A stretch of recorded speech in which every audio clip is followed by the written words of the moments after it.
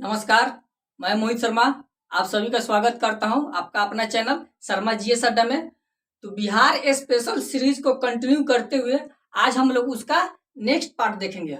और next part में जो हम लोग देख रहे हैं वो आपका गुप्ता इंपायर है। और गुप्ता इंपायर का पार्ट 1 वीडियो अपलोड हो चुका है, आप वहां से पहले उसको जाकर देख ले। और ये आपका सेकेंड वीडियो है। अब इसमें हम लोग देखेंगे चंद्रगुप्त द्वितीय। हालांकि समुद्रगुप्त तक तो हम लोग पढ़ चुके हैं। आज चलिए देखते हैं चंद्रगुप्त द्वितीय के बारे में जानकारी लेंगे। देखिए, चंद्रगुप्त द्वितीय से कुछ पहले बेसिक जानकारी ले लेते हैं कि इसका जो शासन काल है कब से कब तक था। तो चंद्रगुप्त द्वितीय का शासन काल 380 ईसा पूर्व से लेकर 412 ईसा पूर्व तक चंद्रगुप्त द्वितीय का शासन काल माना जाता है। कब से कब तक? 380 ईसा पूर्व से लेकर 412 ईसा पूर्व तक चंद्रगुप्त द्वितीय का शासन काल माना जाता है। और 67 बीपीएससी में क्वेश्चन पूछा गया था कि गुप्त साम्राज्य का कौन शासक था जिन्होंने अपने भाई की हत्या कर कर गद्दी प्राप्त किया था। तो यही जो था चंद्रगुप्त द्वितीय, अपने भाई को मतलब मार कर और क्या किया था, गद्दी पर बैठा हुआ था। और किसको मारा हुआ था? अपने भाई। इसका भाई था रामगुप्त। रामगुप्त की हत्या करके ये क्या किया था, ये गद्दी पर बैठा हुआ था। और ये क्वेश्चन 67 बीपीएससी में ऑलरेडी पूछा जा चुका है। अब इसको आगे देखेंगे। देखिए, इसका शासन काल जो है ना, चंद्रगुप्त द्वितीय का शासन काल, ये गुप्त साम्राज्य का स्वर्ण काल भी कहा जाता है। चंद्रगुप्त द्वितीय का जो शासन काल है वो गुप्त साम्राज्य का स्वर्ण काल कहा जाता है। हालांकि गुप्त साम्राज्य का स्वर्ण काल किसे कहा जाता है, इसको लेकर एक मेंस का क्वेश्चन भी बनता है। हालांकि उसको हम लोग अभी डिस्कस नहीं करेंगे। हम लोग आज पीटी पॉइंट के पॉइंट ऑफ व्यू से आज इसको केवल कवर करेंगे। देखिए, एक तो हो गया कि ये अपने भाई रामगुप्त की हत्या कर कर क्या किया था, गद्दी पर बैठा हुआ था। कौन? तो चंद्रगुप्त द्वितीय रामगुप्त अपने भाई रामगुप्त की हत्या करके ये गद्दी पर बैठा हुआ था। और इसी का शासन काल को गुप्त साम्राज्य का स्वर्ण काल कहा जाता है। स्वर्ण काल किसे कहा जाता है? तो चंद्रगुप्त द्वितीय के शासन काल को ही गुप्त साम्राज्य का स्वर्ण काल कहा जाता है। और आगे देखेंगे। देखिए, चंद्रगुप्त द्वितीय को इसको और भी अनेकों नाम से जाना जाता है। और इस बात को लेकर कितना बार क्वेश्चन पूछा जा चुका है कि चंद्रगुप्त द्वितीय का अनेक नाम और कौन कौन से नाम है। तो एक तो है देवराज, देवगुप्त, देवश्री आदि नामों से भी इसे जाना जाता है। यहां से क्वेश्चन क्या क्या बन सकता है कि चंद्रगुप्त द्वितीय को और किस नाम से भी जाना जाता है। तो एक तो हो गया देवराज, एक देवगुप्त और एक देवश्री। और भी कई नाम है। मतलब हालांकि ये जो 3 नाम है, देवराज, देवश्री, देवगुप्त, ये 3 नाम आप इंपोर्टेंट है, इसको याद करके रखिएगा। यहाँ से क्वेश्चन बनता है और पूछे जा भी सकता है। इस नाम से भी जाना जाता है चंद्रगुप्त द्वितीय को।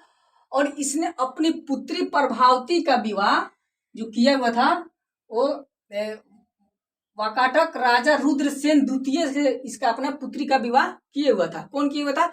चंद्रगुप्त द्वितीय अपनी पुत्री का विवाह रुद्रसेन के साथ यानी रुद्रसेन द्वितीय के साथ किया हुआ था। कौन किया था?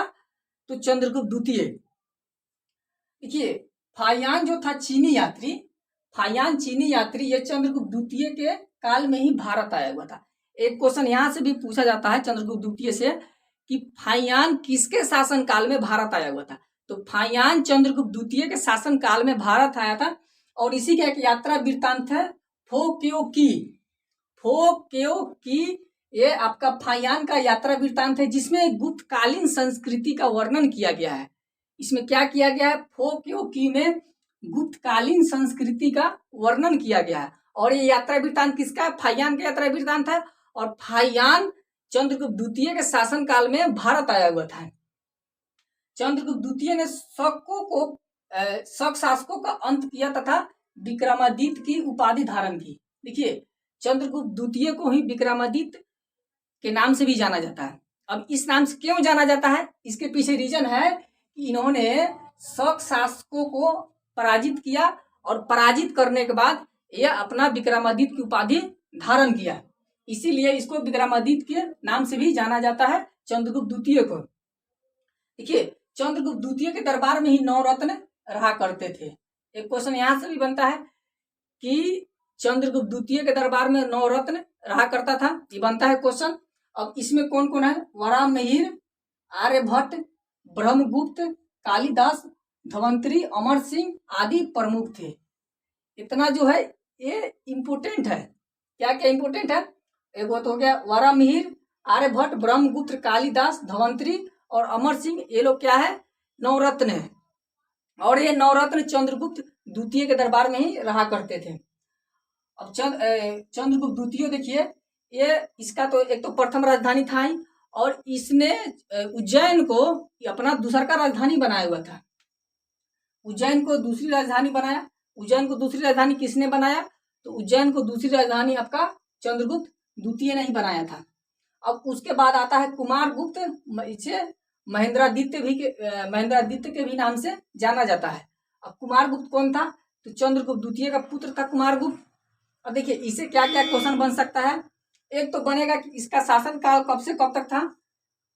तो कुमारगुप्त का शासनकाल 452 से लेकर 455 ईसा पूर्व तक कुमारगुप्त का शासनकाल माना जाता है, और इसने ही नालंदा विश्वविद्यालय की स्थापना करवाई था। अब एक क्वेश्चन यहाँ से बार बार पूछा जाता है बीपीएससी में कि नालंदा विश्वविद्यालय की स्थापना किसने किया था? तो नालंदा विश्वविद्यालय की स्थापना कुमारगुप्त के द्वारा ही करवाया गया था,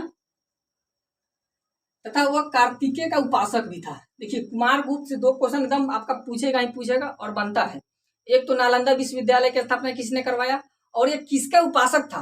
तो उपासक की बात करें तो ये कार्तिकेय का उपासक था, और नालंदा विश्वविद्यालय की स्थापना कुमारगुप्त ही करवाया था। यहाँ से जो दो क्वेश्चन है इससे कुमारगुप्त से बनेगा।